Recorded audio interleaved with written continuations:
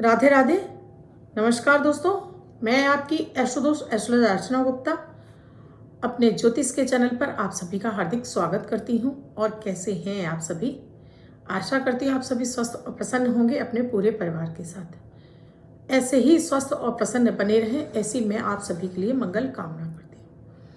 दोस्तों, अगर आप भी अपने बच्चों को लेकर परेशान हैं कि बच्चों का पढ़ाई में मन नहीं लग रहा है, बच्चे पढ़ नहीं रहे हैं, या कहना नहीं मानते हैं, या आपको पलटकर जवाब देते हैं, कुछ या गलत संगत में पड़ गए हैं, तो इसके लिए क्या कारण हो सकता है और आपको क्या कर लेना चाहिए?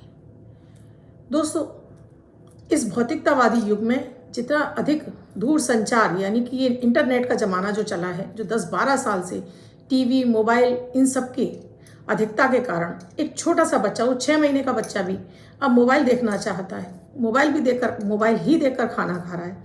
आपका छोटा बच्चा है, उसे भी मोबाइल चाहिए, आपको भी मोबाइल चाहिए। आप भी व्हाट्सएप, फेसबुक छोड़ ही नहीं पाते हैं।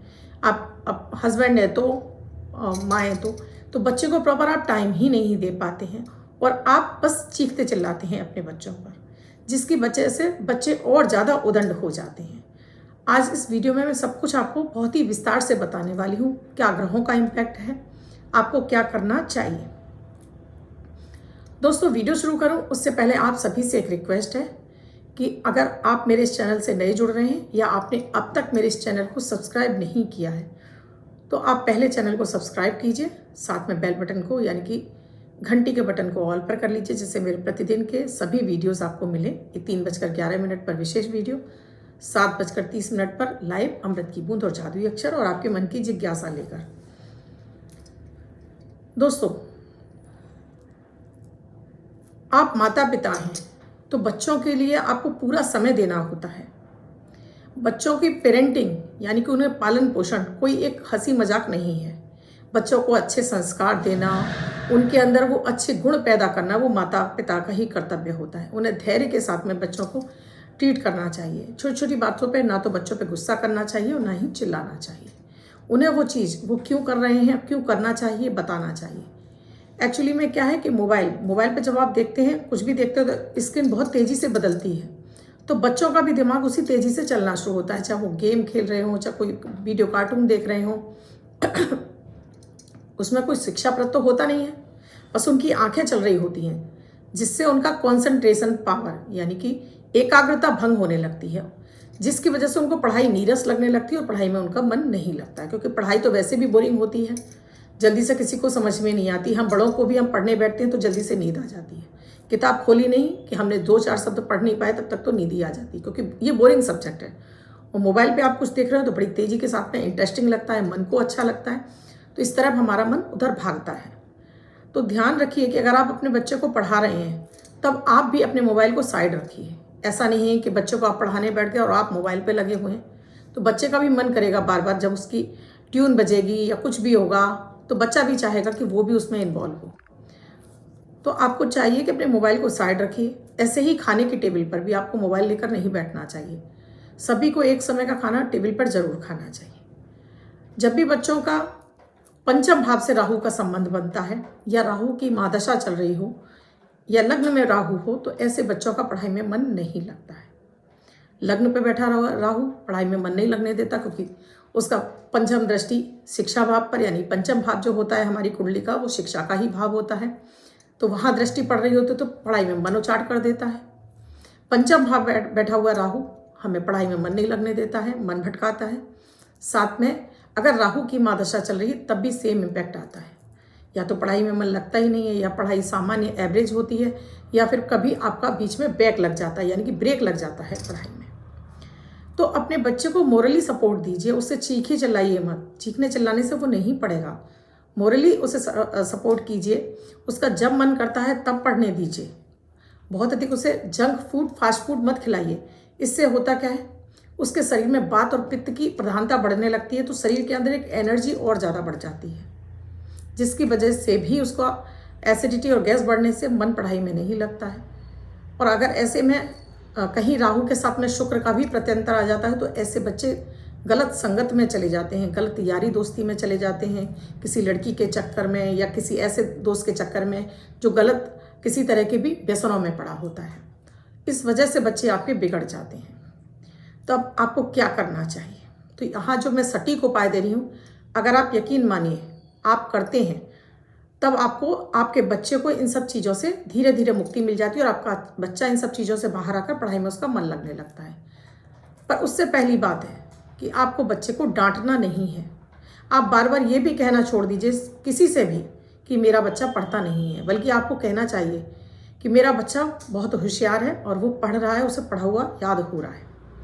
याद रखिएगा, हम जितना निगेटिव बोलेंगे वो निगेटिविटी उतनी ज़्यादा फ्रिक्वेंट होकर हमारे पास वापस आती है। आप हमेशा है ग्रेविटी का सिद्धांत, आप जिस चीज़ को जितने ताकत से फेंकते हैं उतनी वो वापस आपके पास आती है। तो जितना आप पॉजिटिव बोलेंगे उतना ही वापस आपके पास पॉजिटिव आएगा। तो कभी भी अपने बच्चे के लिए ये गलत शब्द इस्तेमाल मत कीजिए। दूसरा, नीले और काले रंग के कपड़े, क्योंकि नीला रंग राहु का होता है, काला होता है शनि का, तो ये मन में और ज़्यादा निगेटिविटी पैदा करते हैं। तो इन कपड़ों से दूरी बना के रखें बच्चों के। उसके रूम में किसी तरह के चादर ना हो, कर्टन ना हो, इवन कि उसके अपर बॉडी पे इस तरह के कोई कलर के कपड़े उसे मत पहनाइए। साथ में ही उसकी जो टेबल है उसे ईस्ट की तरफ चेहरा करके या नॉर्थ की तरफ चेहरा करके उसके कुर्सी टेबल पर ही बैठकर पढ़ाइए। बिस्तर पर भूल से भी मत पढ़ाइए। बिस्तर पर पढ़ा हुआ याद ही नहीं होता है और बच्चों की आदतें होती हैं कि बिस्तर पर ही बैठकर खाना है और बिस्तर पर बैठकर ही हमें पढ़ना है। बिस्तर पे क्योंकि शनि का वास होता है, तो इससे उस बच्चे का शनि और ख़राब होने लगता है। तो ना तो बिस्तर पर बैठ के खाना चाहिए और ना ही पढ़ाई। टेबल पर बैठ के पढ़ाई कीजिए। उस पढ़ाई पर आप ग्रीन कलर कुछ बिछा सकते हैं, येलो कलर बिछा सकते हैं। बच्चे को 2 पत्ते तुलसी के नियमित खाली पेट दीजिए पानी के साथ में निगलने से। इससे उसके पेट की एलर्जी शांत होगी, उसका बुद्ध सही होगा और राहु की निगेटिविटी उसके शरीर से शांत होगी। ऐसे बच्चों को चांदी का सिक्का डला हुआ पानी पिलाइए या फिर कांच के गिलास से पानी पिलाइए। ट्रांसपेरेंट कांच के गिलास से ही पानी पिलाइए। सूर्य की आराधना जरूर कराइए, चाहे वो नहाया हो या ना नहाया हो। सूर्य के सामने खड़े होकर उसकी जितनी उम्र है उतनी बार उससे गायत्री मंत्र बुलवाइए। अगर स्कूल जा रहा है तब भी आप ये कार्य कर सकती हैं कि स्कूल जाते समय उसको आप तैयार कर रहे हैं, ईस्ट की तरफ चेहरा कर दीजिए। उधर बड़ा है तो उससे बोलिए कि उतनी देर वो जोर जोर से बोलकर, जिसको आपको पता लगे कि वो बोल रहा है मंत्र को। जितनी उसकी उम्र है, चाहे वो आपका 2 वर्ष का या 3 वर्ष का बच्चा है और चाहे वो आपको 25 या 26 वर्ष का बच्चा है, ये सबके लिए मैं आपको बता रही हूँ। या जो बच्चे बार बार परीक्षा दे के मतलब परेशान हो गए, सफलता नहीं मिल रही है, वो बच्चे भी जो प्रतियोगिता परीक्षाओं को दे रहे हैं, चाहे वो IAS PCS की परीक्षा क्यों ना हो, बार बार असफल हो रहे हैं, उन्हें भी ये उपाय जरूर कर लेने चाहिए। इसके साथ ही ऐसे बच्चों को सूर्य की आराधना तो करानी ही है। आपको 2 पत्ते तुलसी के खिलाने हैं। हर शनिवार को आपको धतूरे का पेड़ होता है, उसमें व्हाइट कलर का फूल आता है, सफ़ेद रंग के धतूरे का फूल आप ढूंढेंगे तो मिल जाएगा आपको। हर शनिवार उस बच्चे के हाथ से शिवलिंग पर चढ़वाना शुरू कीजिए। ये लगातार करना है आपको, ऐसा नहीं कि 2 दिन किया, 4 दिन किया और आपने छोड़ दिया। इसको लगातार कम से कम 3 महीने आप कीजिए। देखेंगे कि बच्चे का धीरे धीरे राहु शांत हो गया और बच्चे का पढ़ाई में मन लगने लगा है और बच्चे को पढ़ा हुआ याद भी हो रहा है। इसके साथ ही ऐसे बच्चों को जंक फूड नहीं देना है। कम से कम जंक फूड दीजिए, जैसे पिज़्ज़ा, बर्गर, मैगी, ये सब इन चीज़ों से दूरी बना के रखिए। सात्विक भोजन दीजिए, घर का भोजन जिसमें कम मिर्च मसाले हों। काली मिर्च का सेवन जरूर कराइए ऐसे बच्चों को। साथ में जब ये पढ़ रहे हों तो इनकी टेबल पर आप मोर पंख जरूर रखिए। 1, 3, 5 की संख्या में मोर पंख जरूर लगाइए। माता सरस्वती की 12 नामावली, सरस्वती द्वादश नामावली इन बच्चों से कहिए डेली जाप करें। जाप नहीं कर सकते हैं तो उसको अपने आप मोबाइल में या कहीं भी आप चलाकर सुन सकते हैं तो सुनना शुरू कीजिए, क्योंकि राहु की देवी भी माता सरस्वती हैं। माता सरस्वती की आराधना से भी राहु बहुत हद तक शांत हो जाता है, लेकिन भोलेनाथ पर धतूरे के सफ़ेद फूल चढ़ाने से तो पूरी तरह से ही राहु शांत हो जाता है और राहु आपको शुभ फल देने लगता है। तो ये कार्य माएँ अपने बच्चों के बिहाफ पर कर सकती हैं, उनका नाम लेकर भी कर सकती हैं। अगर आपने कहा बच्चा बाहर हॉस्टल में पढ़ता है, तब आप करिए इसको।